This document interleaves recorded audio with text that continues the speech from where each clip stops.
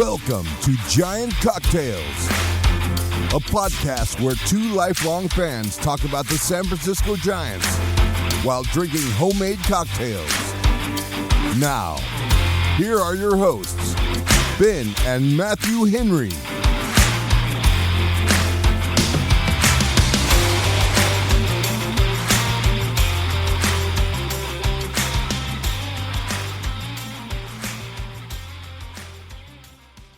Ladies and gentlemen, welcome back to another exhilarating episode of Giant Cocktails Midweek Review.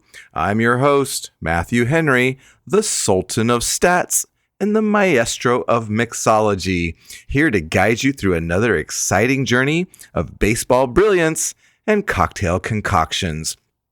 And with me, as always, is the one and only Ben Henry, the Emperor of Extra Innings, the Titan of Tiki Bars, and the Monarch of Margaritas. Rumor has it, he's wearing a crown made of cocktail umbrellas today. Buckle up, folks. It's time to dive into the delightful world of baseball and beverages. Let's play ball. How you doing, Titan of Tiki Bars? Man, Titan. That is a great title. Also, don't knock the crown of umbrellas, of cocktail umbrellas. It really is wonderful for the sun. Doesn't do squat in the rain, okay? The umbrella hat, totally a gimmick, all right? Does not work at all. Matthew, I have a question for you. Oh, okay.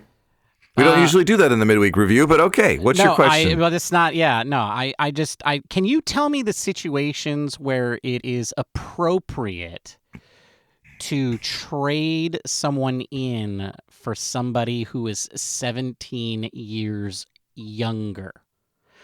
I asked my wife this question and things went way off the rails. It was like a few thrown vases and a lot of words I did not know that she knew later before I explained it was a baseball question.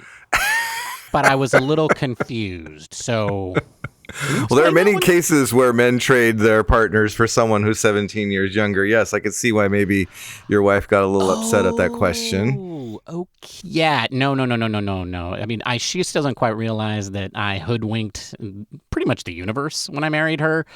So I don't understand how she doesn't get that you were like, that you're all in because there's no one else that would say yes. Yeah, exactly. I don't. There's nobody 17 years younger who wants any of this. But is that like a good thing though to say that, hey, somebody wants you, that they're willing to give up somebody who's 17 years younger for you and take you and your warts, blisters and all? Yes, that's actually a good thing. I mean, I think I'd feel pretty good about that if somebody said that, especially if that someone was like, about to like win the lottery or make the playoffs. Yeah. Man, like everything's coming up roses for Alex Cobb. Anyway, sorry to derail things. Okay, well, you're editing this, so that's all right. What are you drinking today, Ben? Thank you for asking, Matthew. Today I am drinking a cocktail, a simple cocktail, an old-fashioned that I am calling a ginger old-fashioned. And why? Well, it's because I made a lot of ginger syrup recently, and I need to... Well, I don't need to, but I want to use it, right? That's why you make this stuff. To get rid of it. So that's what I made. I made a ginger old-fashioned. It has 3 ounces of bourbon because, Matthew, I needed an extra large old-fashioned after the trade deadline. Yeah. Well, you're a Giants fan. You need to booze up sometimes. I get it. Yeah. And so then I have half an ounce of ginger syrup. That was the other reason, is I wanted to have a reason to use a lot of syrup. And then because I had so much bourbon, I needed 4 dashes of Angostura bitters. I put all of those together in a mixing glass with ice. I stirred that until my desired dilution. Honestly, I was a little distracted and I probably went too long. But that's fine. And then I strained all of that into an old-fashioned glass over a large spherical rock of ice. And I garnished it with 2 Luxardo cherries. I know, usually it's 3, but I also have 2 pieces of candied ginger on there to create a nice little stack. And that is what I'm drinking today, Matthew, the ginger old-fashioned. Very nice. Very nice. I'm going to have to make myself one of those as well. But I am drinking, Ben. Actually, it's not a cocktail. It's not a unique cocktail to this podcast. Way back in 2022, you did this drink prior to the great Green Chartreuse scarcity. Oh my! That we see now. But I am bringing back the last word, and I'm bringing it back because I happen to have been gifted a whole bottle of Green Chartreuse for my birthday. Wow. And yeah, I might as well just say it. Got a new girlfriend. She knows the key to my heart. Was a whole new bottle of Green Chartreuse. So she's a keeper. And so now I get to make a last word whenever I want. And so that's what I'm making today. And a last word is a perfect cocktail, which means it has equal parts of every ingredient. I'm going with a little heavier pour today with a 1 ounce of each. And you got 1 ounce of gin, 1 ounce of Green Chartreuse, 1 ounce of Maraschino Liqueur, 1 ounce of lime juice. And you put all those into a cocktail shaker with ice, give it a good shake for 10 to 12 seconds until well chilled. You're going to double strain that into a coupe glass because you do not want ice shards into your lovely last word. And you're going to garnish it with a Luxardo cherry. And it's a lovely, it's one of the best cocktails out there. And I'm sorry if you don't have Green Chartreuse to make this, but I do. So that's what I'm drinking today. The last word. Nice. I'm going to comment on this one, even though we're not supposed to do that. Okay. I think this is a perfect cocktail for you, the last word, because you were the one who kept saying over and over again, what's going to happen at this trade deadline is that Farhan Zaidi is not going to buy or sell. He's going to do something in the middle. And I kind of just ignored that and I would laugh it off and say, well, that would be the worst. But man, you were right. And you know what? I kind of hate it when you're right. Doesn't happen very often, so I'm going to sit there and gloat a little bit. All right. Well, that is exactly what we're going to be talking about today, Ben. We're going to be talking about Farhan and the trade deadline. Trades. That's what we're talking about today. We're going to talk about the trades and what that means to the Giants. We're also going to talk about the fallout of the trades because, you know, when you bring in new people, some people got to go. And I think we saw a little writing on the wall for a few. So yeah, we will talk a little bit about that. And of course, we'll finish with our usual lightning round. Folks, today it is Wednesday, July 31st. As we record this podcast, the Giants went 1-1 against the vaunted Oakland A's. They are now back to homeostasis at 2 games under 500 at 54-56. Ben and I are recording this game after the Giants won 1-0 against the A's. And the only reason that we're recording it after the game is that Logan Webb pitched a complete game shutout in the second quickest game in Oracle Park history at 1 hour and 55 minutes. So we actually know what happened to this game. I got to tell you, I was a little nervous that they were going to bring in Camilo for the 9th inning. The best closer in baseball, you mean? Yeah, and instead they brought in, they kept Logan in to finish his shutout. And that was clearly the correct call because he pitched a 1-2-3 inning, which we know Camilo wouldn't have done. Just everybody's a critic, you know? Like, this is the life of a closer. It is. And he didn't get traded, Ben, so now you get to see him for the rest of the year. He didn't get traded, unlike my boy Jazz. Yeah. I mean, and closers were, man, just, the haul the Giants could have gotten, Matthew. The haul. If they had traded both Rogers brothers and Camilo and Blake Snell and Michael Conforto and Michael Yastrzemski, I mean, can you imagine? They would have had a whole new team of minor leaguers. They would have. Sacramento would have been shook up. Yeah, well, and Richmond, and probably Eugene, Oregon, and maybe even San Jose a little bit, you know? It was all of them. Kids would have been... But they didn't. Instead, Ben, did you see Jorge Soler coming? Like, I don't know if I saw that. I did see it coming. I mean, I don't know. Like, I suggested him as a crazy idea trade at least 2 or 3 episodes ago. It's in the recordings, folks. It's in the show notes. I said it. It was out there. And you know what? I said if they gave them a little bit of money, and that was wrong. Yeah, they took all of it. They took all of it. I mean, we just last week, didn't we? He was our MVP or our like most improved or something. We nominated him as our unsung hero. Hayden Birdsong was our unsung hero, but he could have been easily picked as our MVP for July or the unsung hero for July. He was playing that well. I understand why it happened. I understand why he got packaged with Luke Jackson. Well, I was going to mention Luke Jackson because I think we were both wondering why Spencer Bivens got demoted down to AAA and Luke Jackson got to stay because he's been having an awful season. And apparently there's a trade market for Luke Jackson. And so they were able to package him and Jorge. And then Spencer Bivens now has a spot. So it all worked out. That's correct. And I think, and I listened to an interview with Farhan, and they feel like the bullpen is now set. So the guys that are on the roster today are the guys that are going to be the bullpen for the remainder of the season, barring injury, of course.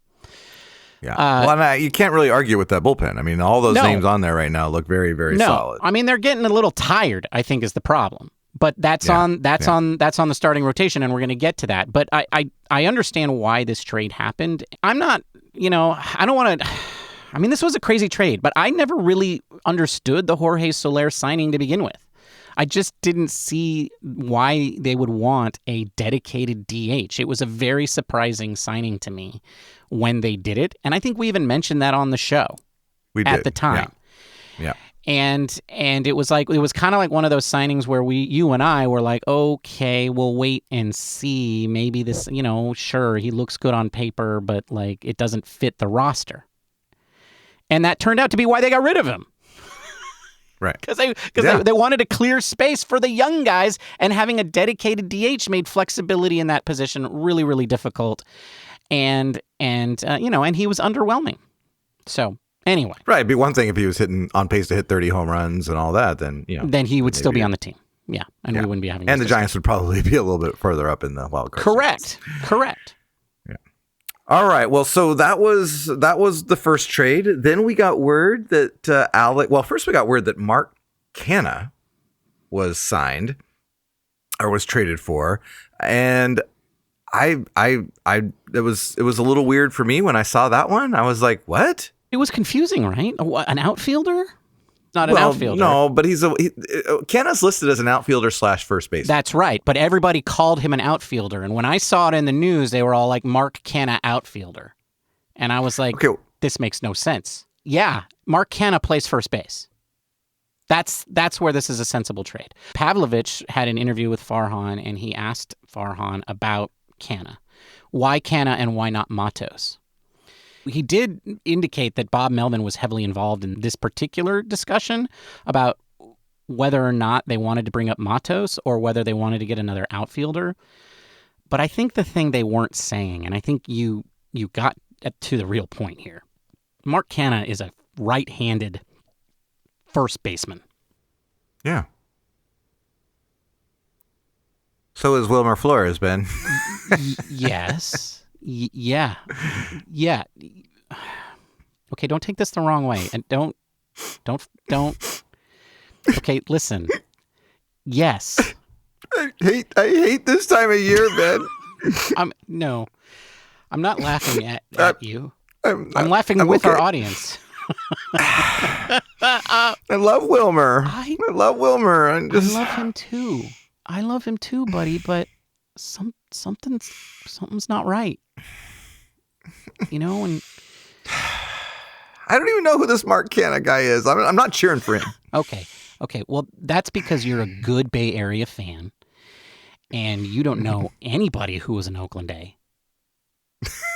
And so yes. That's why you don't know who he is. Did he play for the A's? Oh my God, are you kidding me? No. Why would I know? Am I an A's fan? No, I'm not an A's fan. Why would I know who Mark Canha Did you not at least look at his baseball reference page? Man. No, because he's not Wilmer Flores. Oh, right. I looked at it at the very top. It said outfielder, first baseman, and I was like, oh, you got mad. Yeah, you're like, oh crap. You're like, outfielder? This makes no sense. What is this crap? We don't need an Oh, snap. He plays first base. Yeah. You alluded a little bit to the 17-year difference between the ages of the next trade, but Alex Cobb getting traded to the Stephen Vogt's Cleveland Guardians. That one threw me. Where they were teammates in Tampa Bay way back when. Yeah. Right? I mean, Alex Cobb threw to Stephen Vogt in Tampa Bay, and now he gets to go and try and make a run with the playoffs, which he hasn't seen in a long time. So the last time that Alex Cobb saw the playoffs, he was actually playing for the Tampa Bay Devil Rays, and he won a wild card game against the Cleveland Guardians. That's how long ago it was. Well, yeah, he's going back to the playoffs, Matthew. He's got to get healthy, and boy, he's got a lot of extra incentive to get better, doesn't he? Yep. Yeah, I did not see this one coming. This, again, is, I think, about clearing space for Hayden Birdsong. And I can't argue with that, just based on what we've seen Hayden Birdsong do. Absolutely, and there's no guarantee that Cobb is going to be healthy for the remainder of the year, which is crazy that the trade market would even have, Alex Cobb obviously had a great last year, but he hasn't pitched at all this year, and he's still commanding some prospects. So those are the trades.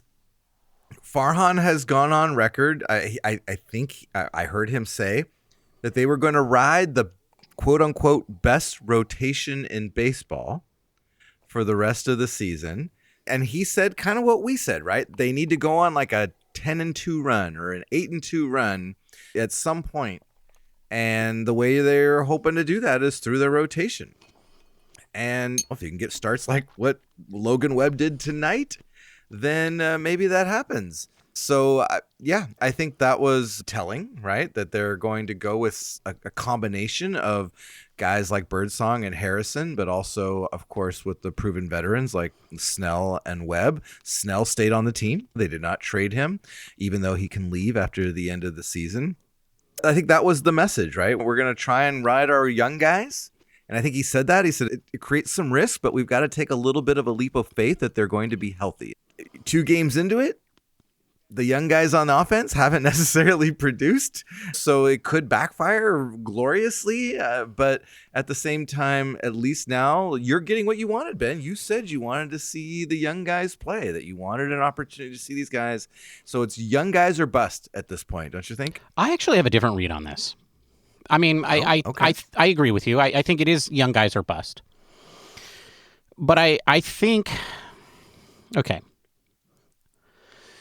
I don't fully believe this, but I also play a role on the show, Matthew. I'm cynical Ben. I'm negative Ben. You are. You're very good at it. I'm Ben the Doomer. And I've come up with a very cynical viewpoint to what happened here. The cynical theory is Farhan Zaidi did what was good for Farhan Zaidi. I think Farhan's feeling the pressure. He has 2 mandates. His mandates are make the playoffs and also create a roster of homegrown players that can also make the playoffs. And one thing he can control is getting the young players on the roster. But also, they can't just be on the roster. They have to be successful. But if you look at what has happened over the past couple of years, you can see that they got Patrick Bailey, who is, bar none, the best defensive catcher in baseball, and a pretty decent hitter, okay? Add to that Kyle Harrison, Hayden Birdsong. Let's throw in Tyler Fitzgerald, Elliot Ramos, okay? All of those guys are guys that have, I think you could say, have made it. If you can add to that also Marco Luciano, who I think everybody agrees his bat is ready. They just don't have a position for him yet, which is why they got rid of Soler so that he could play DH. So what he is doing is he is creating a situation where he can get as many young players on the roster, and hopefully they play well. And so he can point to that and say, look, I built a team of young players who are going to be Giants for a long time that can be successful in the future. He had to make room for Luciano and Birdsong in order to get as many of his chips in as he could. However, at the same time, he also knows it would be really also helpful if I made the playoffs. So I really shouldn't go and get rid of my best players, even if that would be to the best advantage of the Giants. Right? If they had traded Blake Snell, then and gotten what for him? A bunch of young guys? Those guys wouldn't help out Farhan at all. They'd help out the next guy. Yeah. They would help the next guy because he'd be fired before any of those guys got up. The only way that Snell helps him is if he can trade him for a blue chip, somebody who is a guaranteed starter. And that's literally what he said. We didn't get any offers like that, so we didn't trade Snell. And that's why they didn't trade any of those other guys, because all of those guys were not going to help Farhan Zaidi this year. So that's the cynical Ben theory, is that all of these trades were the maximum payout for Farhan Zaidi to look as good as he possibly could by the end of the year. See, you're calling that cynical Ben theory. That's been my theory all along. that he was gonna play both sides of the coin. And so, he traded some, but he kept some, and that's what he's done maybe 3 out of the last 4 years. So look at his history. So what you're saying is this is just an old dog can't learn new tricks. He's just doing what he does. He didn't do it he didn't do it for his own benefit. He just did it because that's what he does. I think it both could be true, Ben, right? I think that that's what he does, but it also certainly was for his own benefit. Okay. I'm not arguing that. Okay. You know what? You're probably right. I mean, you were right about this all to begin with. So, yeah, you're probably right. I still like Cynical Ben's viewpoint, though. Okay. Of course you do. And I'm sure our listeners appreciate it as well, because I know we have a lot of cynics out there. All right. So love you guys. Love you. Yes. Cynics forever. One last question before we kind of move on to fallouts. So getting rid of Cobb really kind of removes a safety net on someone like Birdsong or even Harrison, who, they've never pitched close to 200 innings in a season. And so, Harrison and Birdsong, I feel like, are going to hit maybe some pitch limits before the end of the year. I'm a little concerned about what happens when that happens. What do they do? I don't, if they want to make the playoffs, these guys have to pitch well into September and even into October. Okay, this is what so Farhan said, this is the rotation. Yeah. Ultimately, this is Bob Melvin's decision, is what he said. Yeah. But how he saw it was, no, this is the rotation. Everybody pitches every 5th game. Okay. This is the rotation. Right. They're big boys now, Matthew. It's time to put their big boy pants on. Okay. Well, and I got to say, let's take a quick rundown. You got Webb, Snell, and Ray, who have either won Cy Youngs or finished second in the Cy Young voting over the last few years. Then you've got Harrison, who up until this year was the highest rated left-handed prospect in baseball. And then you got Hayden Birdsong, who is in the Giants' top 5 of prospects. And so that's not a bad 5-man rotation. I can see why Farhan is like, this is it. We're going all in on these guys. I don't think he's wrong. I mean, I can't comment on Robbie Ray. He's had 2 starts. One was very good. One was okay. Gave up a lot of home runs to Brent Rooker in San Francisco, by the way. He could have done that for the Giants. He could have, yeah. But I mean, this is not a bad rotation. This is not a bad rotation. I could see why they like it. My final takeaway from this, Matthew, is that I don't see it. All right. And they should have sold Snell. They should have sold everything. Okay. All right. We're going to quickly go into the next one. Just a little bit, just some question marks now arise when you've got these new guys coming in. Looking at the roster, I think short term right now, obviously Blake Sable, who's on the roster. I think I even missed that he was brought up, to be honest. I didn't even know he was on the roster. I think is going to get sent back down. And then there's the David VR, Casey Schmidt kind of half a dozen of one, 6 of the other. I think they're just... One of those guys is going to get sent down to create spots for Canha and Birdsong, because Birdsong's not on the roster right now. Right. So I think the short term is that we're going to see some guys get sent down, which, okay, that's fine. But then you look a little further into the season. What happens when Thairo comes back, Ben? Because now you're really counting on Wisely and Luciano and Fitzgerald as your middle infielders. Where does that leave Thairo? You don't know. I like it. I've left you speechless. I think they're gonna kick that can down the road, Matthew. Here's the thing. Brett Wisely has continued to regress to the mean. I knew you were going to do that. I knew you were going to go after Brett Wisely. I knew that was going to be your answer. What am I going to do? Say send down Tyler Fitzgerald? Who am I? Bob Melvin and Farhan Zaidi? And Gabe Kapler? Yeah, no, I'm not an idiot. All right. So you're saying Wisely is playing himself off the roster? Yes, I think Wisely is playing himself off the roster, or Tyro's going to get DFA'd. Ooh. Because that's how bad his season has been. So I think that Thairo or Wisely is the one on the bubble, and I think that's how it will play out. There's a scenario where both VR and Schmidt get sent down, especially if they want to keep Thairo. But then that begs the question, who plays third base when Chapman needs a rest? Fitzgerald. Okay. All right. So Fitzgerald becomes the backup third baseman. Yeah. He's your starting shortstop. Yeah. And he's already taken that job. Farhan said as much. Farhan sees him as a possible shortstop of the future. Did not see that coming at the beginning of the season. Of all the names, Tyler Fitzgerald was number 7 on the list, maybe.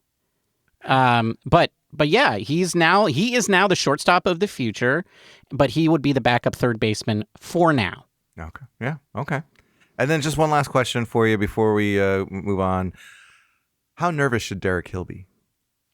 I think he should be thankful that he's on a major league roster right now playing Major League Baseball games, and he just should take one day at a time. Because those days are coming to an end. Agreed. Yes. He's not long for the Giants. Yeah. No. Agreed. It's time for a lightning round. Yes, it is, Bob. It's time for a lightning round. Okay, Ben, here's the first question, and I'm trying to say this with a straight face. Do the Giants make the playoffs now after this trade deadline? Absolutely not. This is why I'm just why keep Blake Snell? This makes no sense. This is just the most dumbfounding, No, they do not. All right. Well, I'm going to agree with you, and I'm going to use one team as the barometer for why they're not going to make the playoffs. Okay. Ben, Exhibit A, the Pittsburgh Pirates. What are you talking about? The Pittsburgh Pirates are the team right in front of the Giants in the wild card standing, but they're 2 games ahead of them in the wild card standings. Why? The Giants are 4.5 games back from a wild card spot. The Pirates are 2.5 games out of a wild card spot. So there are, let me count, 1, 2, 3, 4 teams that the Giants would have to pass in order to make the playoffs. And they'd have to make up 4.5 games on the Arizona Diamondbacks at this point. So I just don't see it. I don't see it happening. Especially the last 2 days where they're just trying to score runs and they can't score. They barely beat the A's when they scored 3 runs. They scored what, 3 runs? Yes. In those 2 games against the Oakland A's? And won one of the games, which is a miracle. All right. Second question, lightning round. So they kept Blake Snell. So if you recall, the Giants had opportunities at previous trade deadlines to trade Madison Bumgarner and Carlos Rodon for prospects. They didn't do either. Is keeping Blake Snell a mistake? Yes. All right. I'm going to say no because Blake Snell will put butts in the seat and at least make the team interesting. So I'm gonna say no because the alternative of who would replace Blake Snell would not be nearly as exciting. Even if they don't make the playoffs, I want to see Blake Snell starting for the Giants and making it interesting. So I'm going with that. You are correct. I mean, this kind of does turn into a train wreck situation. You're kind of like, oh, they did what? I got to watch this. Right? Yeah. Yep. All right. Final question, Ben. What would you trade for a bottle of Green Chartreuse? My brother. Oh. Wait, what? No. I was going to say Derek Hill.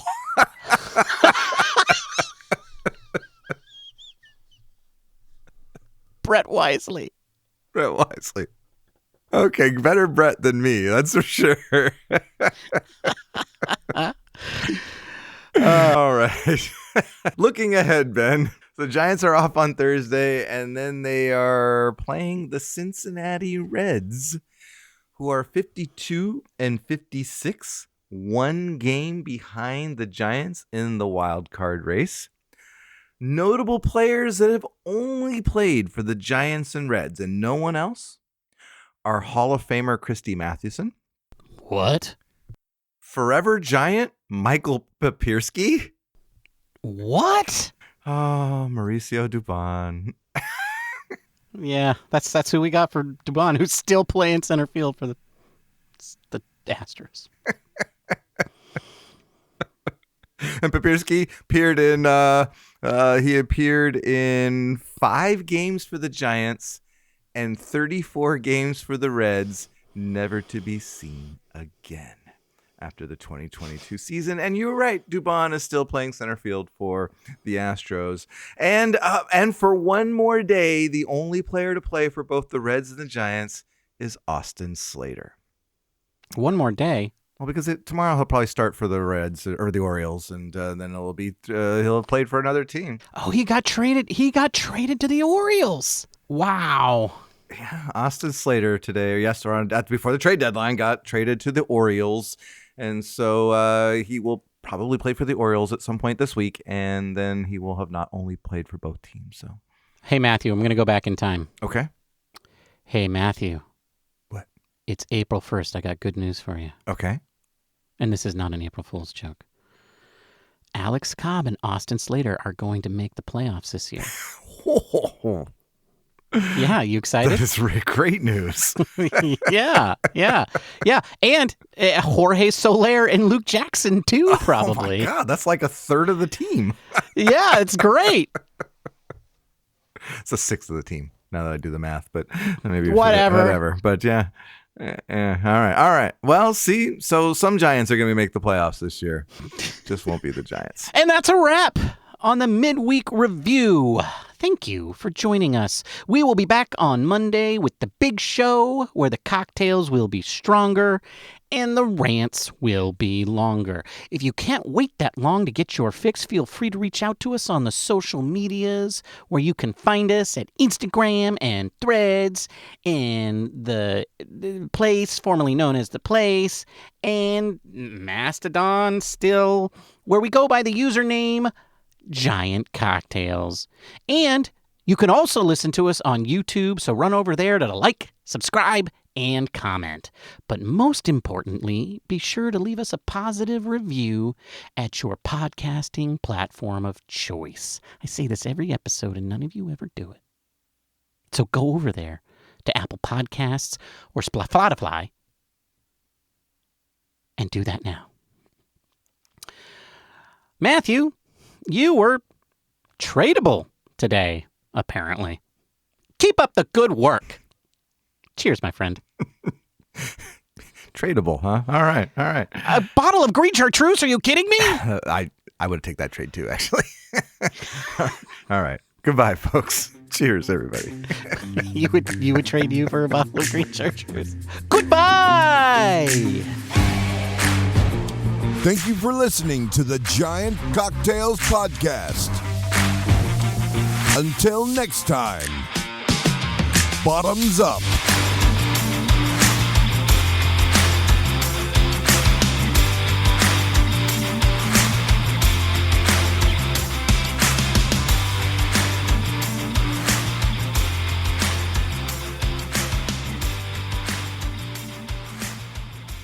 If somebody were to say to you, Matthew, bottle of Green Chartreuse for your brother Ben, you damn well better take that trade. Damn, guy. Come on. That's a bottle of Green Chartreuse. I don't care that you already have one. I'm definitely not worth that much. Hang on a second. Okay. I gotta talk to little Farhan. Well, that sounds wrong actually when I say that.